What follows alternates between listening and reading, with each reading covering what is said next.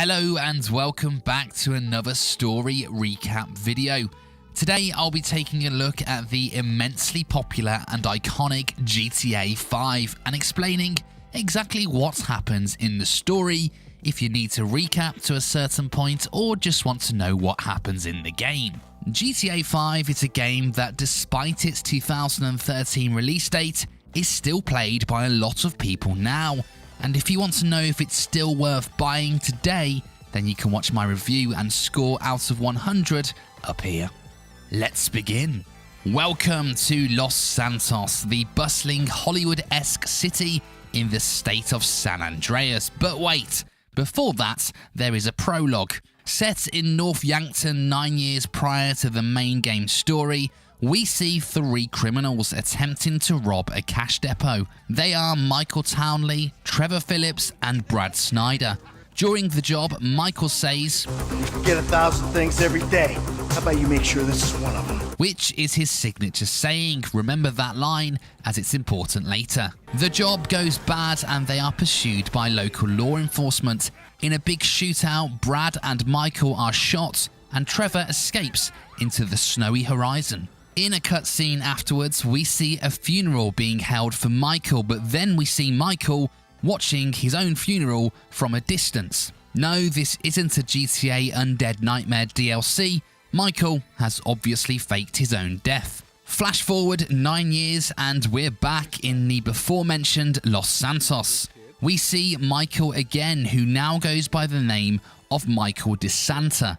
He seems to live a lavish lifestyle in a big mansion in the fancy Rockford Hills area with his wife Amanda and kids Jimmy and Tracy. However, as shown by his opening appointment with his shrink, Michael is a heavily depressed man. When leaving his appointment, the focus switches to two other men, Franklin Clinton and Lamar Davis, with the first being our second playable character. Lamar and Franklin are street hustlers who are members of a gang called the Families.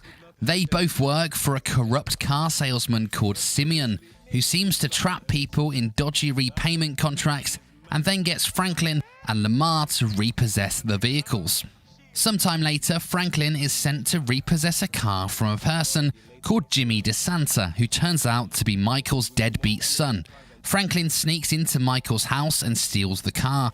However, upon returning to the depot, Michael appears in the back seat and holds Franklin at gunpoint. Franklin explains that he's just doing what he's told, and Michael seems to respect the fact that he can follow orders. He then subsequently orders Franklin to crash into Simeon's car dealership. Nice one. Franklin obliges and Michael hands him a wad of cash before beating the living shit out of Simeon. Franklin is tired of gang life and street hustling and he yearns for bigger endeavors and white-collar crime. Sensing that Michael may be someone who has experience in that field, a fair assumption considering he just ordered him to crash into a shop, he visits Mr. DeSanta again. The two converse before Michael has to leave the house, hearing somebody has stolen his boat. With Franklin's help, they retrieve the boat and Jimmy, who was on board. Later, Michael returns home to find his wife Amanda enjoying an unusual type of rally with her tennis coach. Enraged, Michael, with the help of Franklin, pursues the coach and pulls down his luxury hilltop home. Michael, a man who clearly has missed his hobby of being a psychopath, celebrates his carnage. However, back at home, the duo are confronted by a man who Franklin recognizes as Martin Madrazo, an even bigger psychopath and famous drug lord. It soon appears that the home was not in fact the tennis coach's, but Madrazo's, and he orders Michael to find the money to pay compensation. This forces Michael to come out of retirement and get back into the world of crime. Looks like I'm gonna have to postpone my retirement. Fuck. He enlists the help of both Franklin and Lester Crest, his old accomplice from his crime days. Lester is a master hacker and has helped Michael plan and pull off a series of heists in the past from the shadows.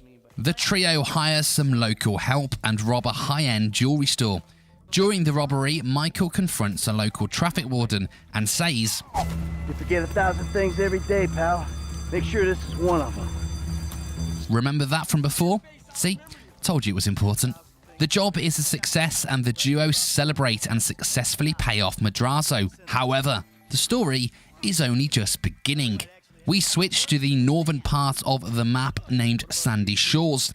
In this region, people smoke meth, live in trailers, and have 2 teeth.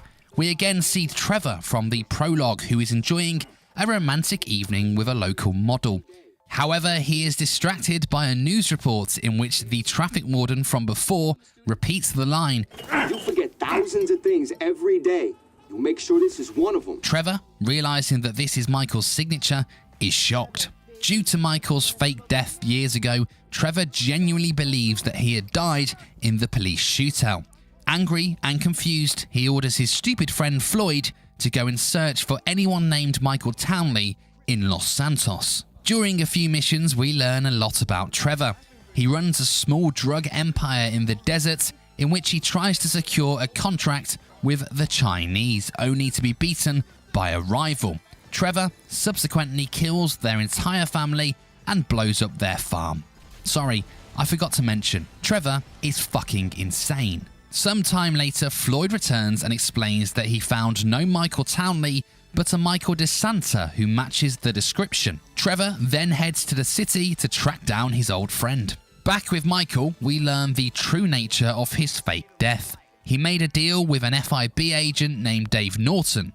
Dave set Michael up financially and helped him change his identity. In return, Dave was credited for killing the famous Michael Townley and thus earned a promotion. Trevor was supposed to be killed in the shootout, but instead Brad was, and was buried in Michael's fake grave, whereas Trevor still believes Brad to be in prison. Trevor eventually tracks Michael down and the two are reunited. Before they can discuss the elephant in the room, Michael has to go and save his daughter Tracy from shaming herself on a local reality TV show. Trevor helps, and together they save Tracy and humiliate celebrity presenter and regular GTA member Laszlo. Michael and Trevor remain frosty, with Michael not properly explaining what happened and why he is still alive. Due to the jewelry store job, Michael broke his deal with FIB agent Dave Norton, and in turn Dave introduces him to his boss, Steve Haynes, who blackmails Michael into performing a series of operations to undermine the International Affairs Agency. Michael reluctantly obliges and enlists the help of Franklin, Lester, and Trevor. After a series of jobs, Steve Haynes becomes paranoid and orders the group to break into the FIB building and destroy any evidence linked to him. During the raid, Michael smartly deletes any evidence on himself too, removing the leverage that Steve and Dave have over him. During this time, the trio's lives begin to all derail. Trevor is stuck in a war with multiple drug gangs. Franklin has to save his friend Lamar from a certain death at the hands of a rival gang, and Michael's family leaves him. A little time later, Michael is introduced to Devin Weston, a rich investor who employs Michael and co. to steal some cars for him. Michael agrees, but only on the promise that Devin would introduce him to Solomon Richards, an old-school famous movie producer. Michael has a deep love for classic movies, and Devin sets up the meet. Michael forms a friendship with Solomon and begins helping around the movie set, usually beating or intimidating people who are causing problems. In return, Solomon gives Michael a producer credit on his upcoming movie. Michael, for the first real time in the game, is happy. However, as we all know, true happiness doesn't exist in video games, and Michael and Solomon are soon betrayed by Devin. The investor has plans for the land and shuts down the studio, giving the copy of Michael's film to his assistant to take away and destroy. Michael, in a blind rage, chases Devin's assistant Molly, which leads to her accidentally being swallowed up by an aeroplane. What a way to go. The film is saved, but Michael has now made a powerful enemy in Devin. Lester and the team begin to plan one final job, which they call the Big One. They plan to rob the Union Depository, which is a pretty audacious heist. However, before they can plan the job, Trevor finally pieces together exactly what happened back in North Yankton and visits Michael's fake grave to find Brad inside. Before the duo can do anything, they are attacked by the Chinese, one of the many groups Trevor has pissed off. Trevor escapes, but Michael is captured. Michael is tortured by the Chinese in an attempt to find out where Trevor is. However, Franklin and Lester manage to track him down and save him from a certain death. Back to the FIB, Michael meets with Dave and Steve, but it appears that Steve has betrayed them. This leads to a major standoff between the FIB, the IAA, and a private security firm called Merryweather, whom the trio have pissed off multiple times in the game already.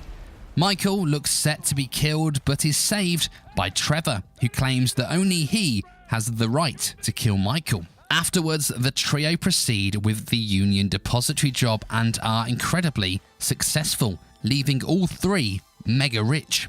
However, with the champagne still on ice, Franklin is approached by Steve Haynes and Dave Norton, who explain that Trevor is a liability to all of them and needs to be killed. Failing to do so will mean they will arrest Franklin. He is also then contacted by Devin Weston, who orders Franklin to kill Michael, seeking revenge for the early game events. We then, as the player, are presented with three choices: kill Trevor, kill Michael, or a suicide mission in which we attempt to save both. If you choose either of the first two, that person dies and the game ends. But I think that most players chose the latter, in which the trio team up and fight off a raid by the FIB and Merryweather before going on to kill all of their enemies in one night, including the Chinese triad leader, Steve Haynes, and finally, Devin Weston. With their enemies dead and the money from the heist successfully in their bank account, Michael's family returns home, Trevor moves back to Sandy Shores, and Franklin begins to enjoy a lavish life away from street warfare. The trio part ways, but remain friends. And that is what happens in GTA 5.